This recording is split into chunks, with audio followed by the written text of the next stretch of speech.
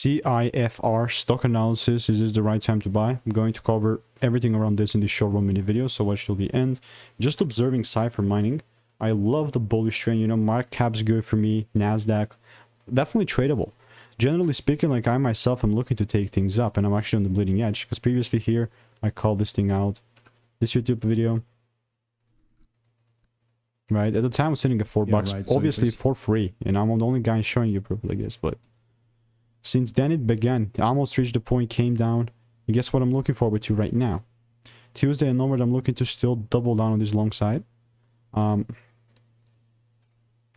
it's going to be intraday or not, definitely can hold it like for the whole week, but here, I'm actually really want to be in like in tandem from the bullish market, and I'm definitely willing for longs, willing to wait for longs as long as the rules are met though. Like I'm talking whack of accumulation, my exact approach, right? So it's obviously not going to be financial advice. If you want to make more money trading in a simple and lean way, just click the first link in the description. It's like a free newsletter. And I'll continue to keep you updated, so if you want to make more money trading in a simple and lean way, click the first link in the description. It's a free newsletter.